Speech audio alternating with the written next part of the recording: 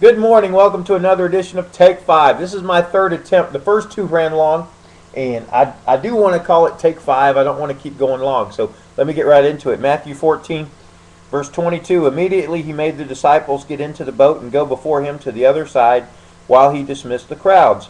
And after he had dismissed the crowds, he went up on the mountain by himself to pray. When evening came, he was there alone, but the boat by this time was a long way from the land, beaten by the waves, for the wind was against them. And in the fourth watch of the night he came to them, walking on the sea. But when the disciples saw him walking on the sea, they were terrified and said, "It is a ghost."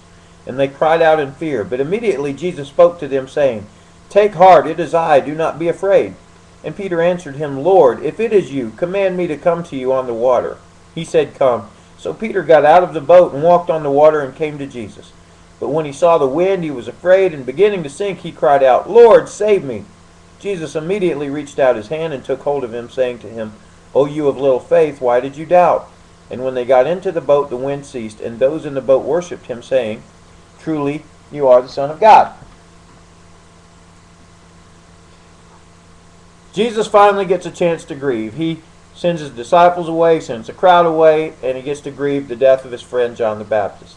Now he's got to get back to the boat. But the boat's a ways off, and there's wind and there's waves, but it doesn't matter. Jesus, he just walks on out there. The disciples don't realize it's him, and I probably wouldn't have either. And so they think it's a ghost, and they get scared, but he identifies himself, and Peter says, "Okay, if it's really you, tell me to come to you." And Jesus says it's me, and Peter starts walking to him, and walks on the water. But then he sees the wind and waves, and he starts to sink.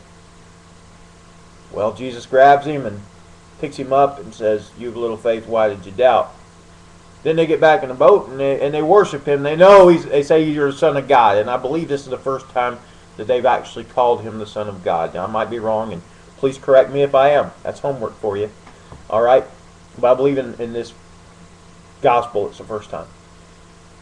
But I want to focus right now on Peter. All right? Peter messed up here. But why did he mess up? And he got rebuked, but why did he get rebuked? He got rebuked because he lost faith. He did not keep his eyes on Jesus. He saw the wind and the waves and the distractions. And I can really identify with Peter. When I focus on Jesus, I do a lot better. When I see all the distractions, I don't do so well. So that's a lesson to learn from Peter. But I think there's another lesson to learn from Peter here. In all of human history, two people have walked on water. Jesus and Peter. And that's saying something. That's an honor. Not only that, if you stay with me and God gives me the years to do it, we're going to go through the book of Acts. Probably in 2013 or 14 we'll get there. And we're going to see what happened to Peter. We're going to see how God used this man, who he's rebuking, to change the world. Incredible, incredible man of God. But what made him that incredible man of God, I believe, is he wanted to be with Jesus. He's always wanting to be with Jesus. He wants to be with Jesus so much, he's willing to walk out on a stormy lake. Walk on a stormy lake.